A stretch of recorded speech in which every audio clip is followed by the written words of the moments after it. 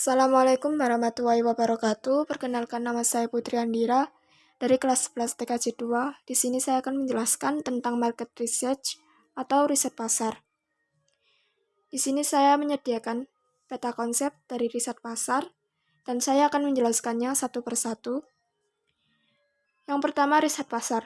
Riset pasar merupakan sebuah studi untuk meneliti seputar permasalahan dari pasar yang berkaitan dengan perencanaan produk yang akan dijual oleh suatu perusahaan yang sesuai dengan kebutuhan dan keinginan konsumen akan barang dan jasa. Yang kedua, hasil riset. Dengan adanya market research, maka perusahaan dapat mengetahui produk atau jasa apa yang dibutuhkan konsumen, kualitas produk atau jasa seperti apa yang dibutuhkan konsumen, dan siapa target market yang potensial untuk produk tersebut. Sebagai catatan, setiap perusahaan atau bisnis pada praktiknya akan melakukan riset pasar dengan cara yang berbeda-beda, sesuai dengan situasi dan kondisi masing-masing. Yang ketiga, pengembangan produk. Pengembangan produk merupakan sebuah proses dan strategi yang perlu dilakukan oleh suatu perusahaan dalam mengembangkan suatu produk. Yang keempat merupakan hasil rancangan. Hasil rancangan adalah gambar desain yang akan dibuat dan dijadikan sebagai model suatu produk. Rancangan produk ini digunakan sebagai gambaran untuk pembuatan produk. Contoh, rancangan hijab keren 2022. Pada rancangan hijab ini, maka produk yang akan dibuat harus mengikuti model yang sudah dibuat. Dan untuk proses produksi atau production process adalah serangkaian tahap yang harus Anda lalui dalam memproduksi barang atau jasa.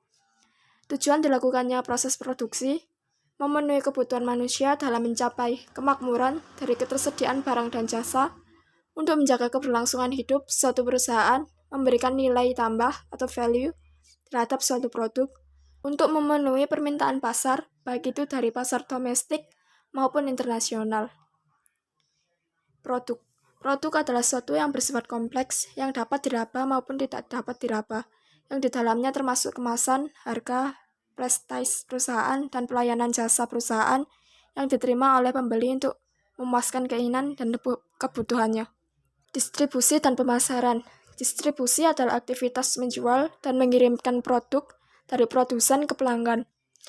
Pemasaran adalah proses penyusunan komunikasi terhadap barang dan jasa dalam memuaskan kebutuhan dan keinginan manusia. Pasar adalah sekumpulan pembeli dan penjual dari sebuah barang atau jasa tertentu. Para pembeli sebagai sebuah kelompok yang menentukan permintaan terhadap produk, dan para penjual sebagai kelompok yang menentukan penawaran terhadap produk. Dan yang terakhir, evaluasi. Dalam proses evaluasi, seorang marketing researcher juga melakukan pemecahan masalah terhadap hasil review. Pemecahan masalah juga dapat dilakukan dengan memahami titik-titik permasalahan yang membuat bisnis tidak berjalan dengan semestinya. Fungsi evaluasi dalam riset pemasaran ini juga termasuk ketika perusahaan ingin melakukan review terhadap brand positioning.